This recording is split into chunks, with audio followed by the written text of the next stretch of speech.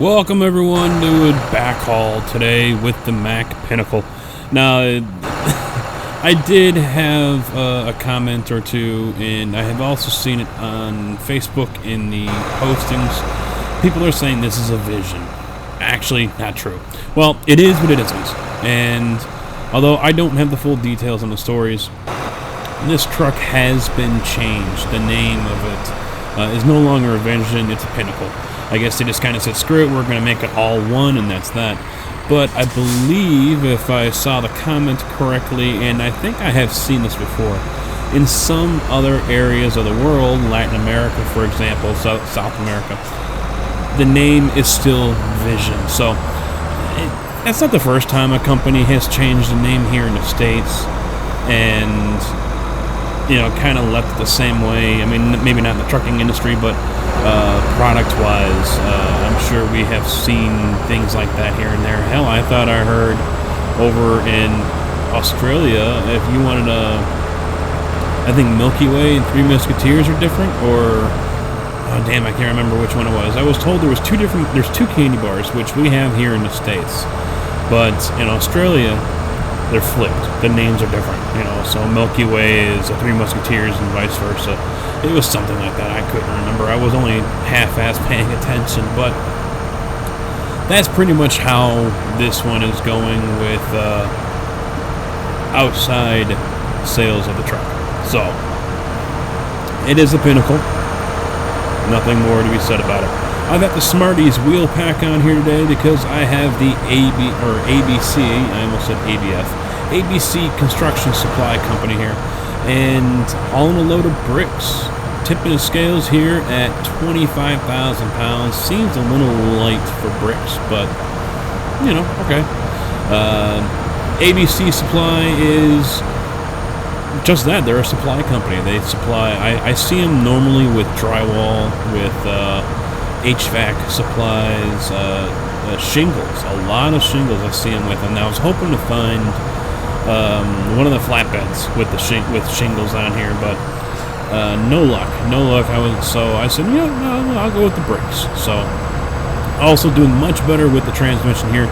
Already had a Eaton Fuller 13-speed 308 or 3.08 for the gearing already selected, so I went with that. Here I am, 7-high, coasting at just under 60 miles an hour, so a little bit better than that other transmission. I'd have to go and double check what that one was originally.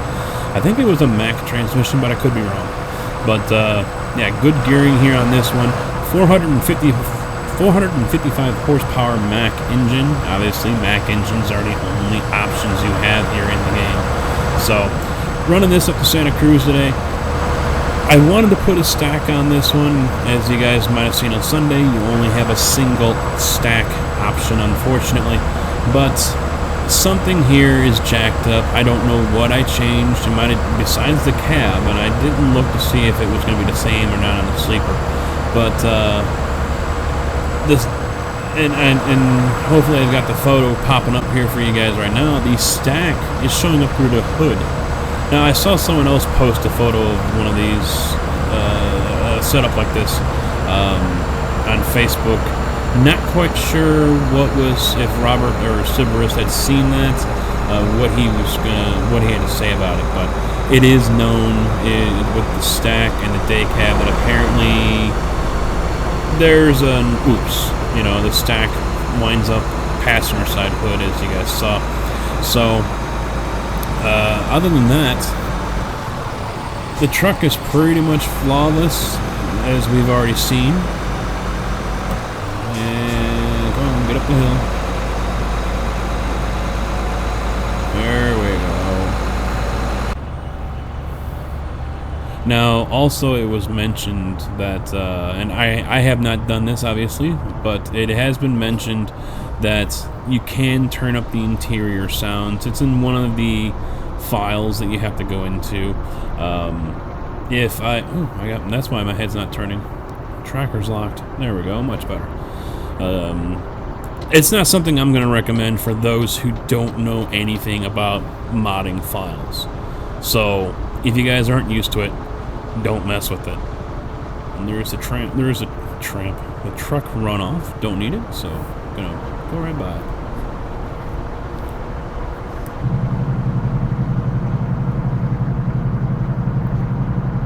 you what, the frames in this one are worse.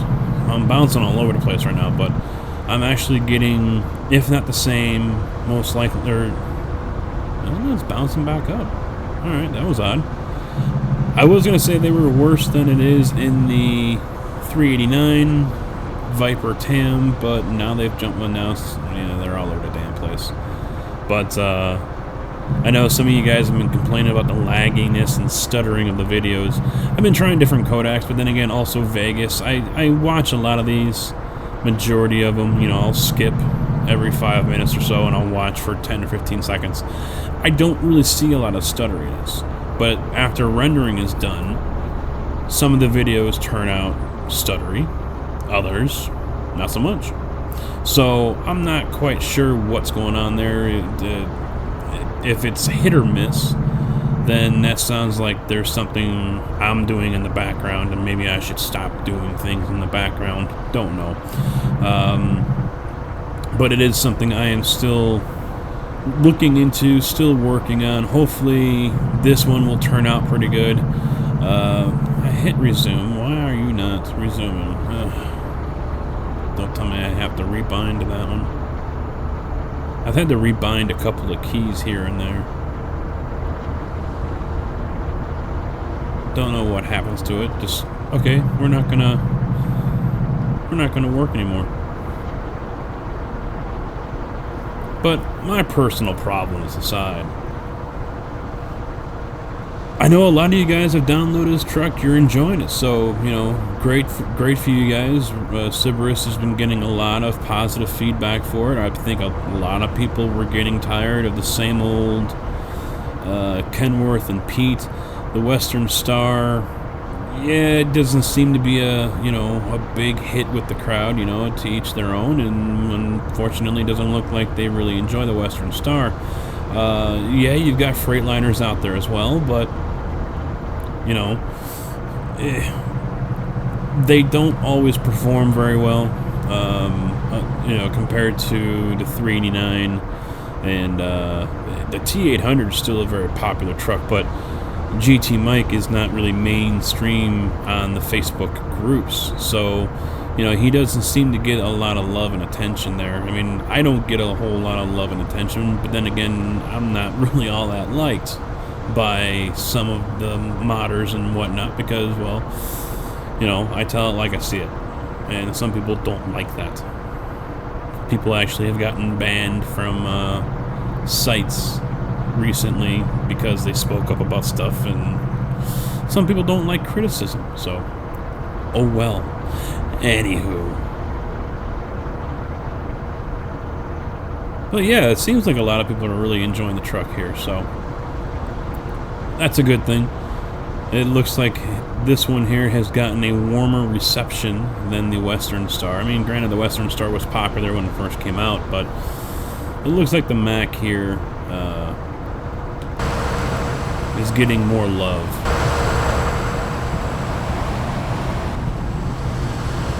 Now, he's already working on a couple of different things. He knows the wipers don't work, so don't drive the truck in the rain, because, well, your windshield wipers are not going to work. I've already mentioned that one before. He's already working on a couple of different things, basically an update for the truck. So just keep an eye out for that one. I'm sure he will post those updates, and when he does, as I drive all over the place again, and when he does, I will most likely be doing an update video here for the test drive with this truck to let you guys know, hey, it's been updated, go check it out. It does not look like he's going to be putting this truck on Steam. Now, he had said, well, Steam is too strict. Well, yeah, I've already known from my own personal experience, Steam is strict because they do not want mods, regardless of what they are, to have any errors in them. And apparently, though, this truck has errors. Otherwise, he wouldn't have an issue with uploading this to Steam. So apparently this truck is not 100% error-free. Don't know what the errors are. I haven't looked into it personally. Obviously, they're not game-breaking because, well, he probably wouldn't have released the mod to the public. And I haven't had any crashes due to the truck, so whatever issues are here, they must be minor. But still, minor glitches, minor errors are things that Steam don't want to deal with, so don't you stop, don't you stop. Okay, good.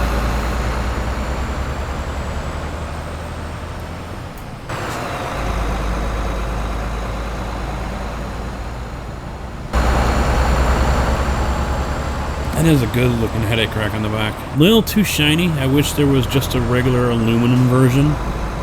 But I like how the lights are already in there and they actually work. They're actually functional, so that's a nice touch. Ooh, hello. Stay in your lane.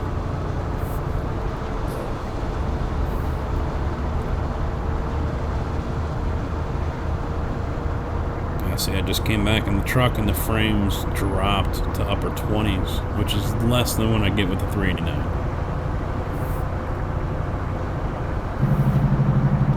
Now all of a sudden they just jumped up into the 40s, so I don't freaking know what's going on with this thing. I think I need to remove a few more mods, maybe a couple trailer mods or whatnot, see if that helps any. I have no graphics mods. I've had people demand and tell me I need to run them, but you know, if everything looks good in the first place, why do I need to install stuff for that? It isn't gonna really help. So the gameplay looks great for me. It looks very smooth for me. Unfortunately, it doesn't seem to transfer to video very well, and that's where I think it's just going to be a Vegas issue. I have to figure out, maybe, you know, figure out why Vegas suddenly doesn't want to render things as well as it used to. So hopefully I can get that fixed.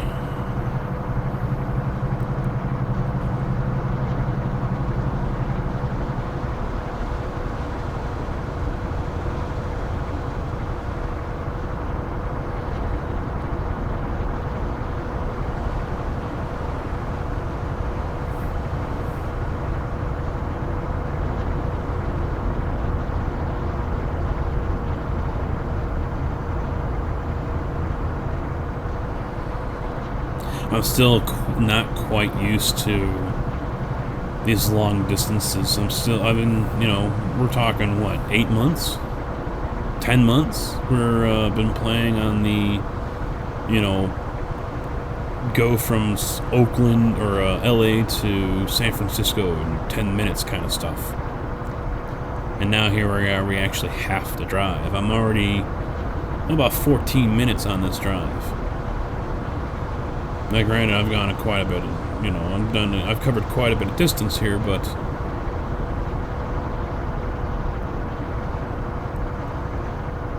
it's still getting, you know, there's still some getting used to. I don't play this game as religiously as others. Now, I do have other games I play.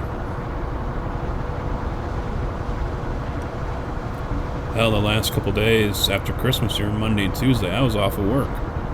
I sat my ass home here, watched Man in the High Castle, all of Season 2 on Amazon Prime. Great series. Imagine a world where the United States actually lost the war. America is half owned by the Nazi Reich. All of Europe, half of South America. I mean, they're all over the place. Africa as well. And then the Rocky Mountains are the Republic, you know, neutral zone kind of thing in the United States. And then everything west of the Rockies are the Pacific states of the Imperial Japanese Empire. So they have Alaska, the western coast of South America, of course all of Asia, China, stuff like that. I believe Australia as well, Philippines, India, you know, all those areas. So, yeah, it's a definite different spin. Hitler's still alive. It's 1962, 1961. Hitler's still alive and in control, but he's not in good shape. And these videos these films are popping up all over the place, showing different outcomes to what's going on, different dimensions, if you will, and so both sides. The man in the high castle, which we don't know who he is in the first season. The second season we find out, as well as Hitler, are trying to collect these things as fast as they can. Meanwhile, everyone's just trying to go about with their normal life. So I mean, it's a good series to watch.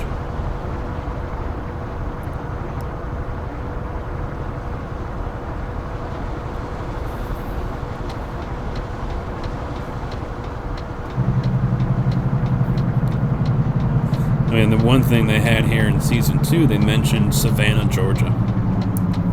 And I don't know what the population, real world here for Savannah, Georgia is. But in season 2 here, they wanted to take it out. Come on. Gotta slam that splitter. They wanted to just take it out because rebels were fighting back, causing a disturbance. You are a dumbass. And the guy asked, what's the population of Savannah, Georgia? And his assistant said 84,000. Savannah, Georgia's got more than 84,000 people, doesn't it? So I mean, right off the bat, I mean, that told me right away that, you know, the U.S. population is nothing what it is right now. So, you know, when they came across to American soil here, as expected, you know, we put up one hell of a fight, and, well, still end up losing. But then again, Washington getting hit with the A-bomb, that definitely didn't help. So, if you guys have Amazon Prime, check it out. Man in the High Castle. Really good show.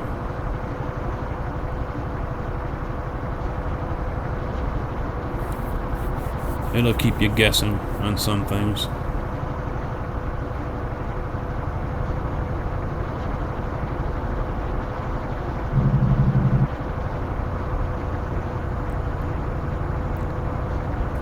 You know, one other thing I'm liking with this truck here is it is well put together here.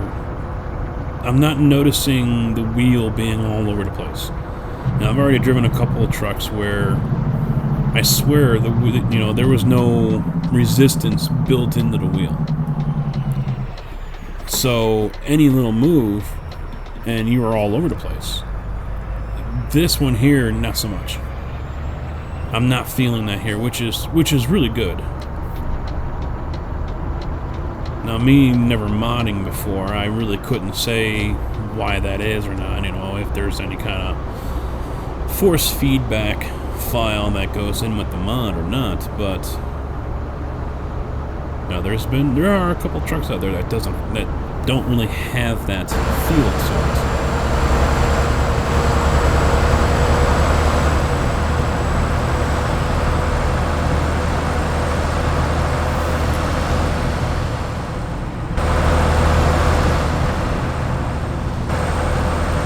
Ooh, we're getting narrow here.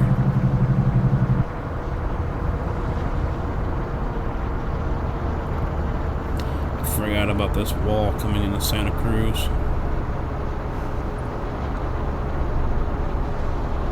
I made that camper back off, didn't it?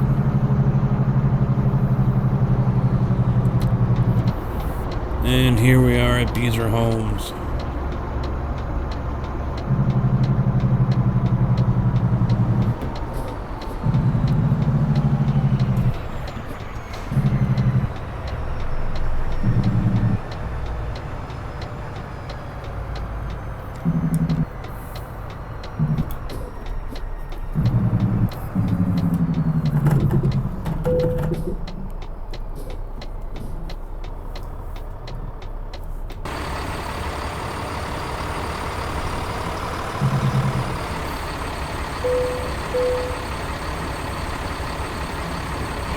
straighten this thing out.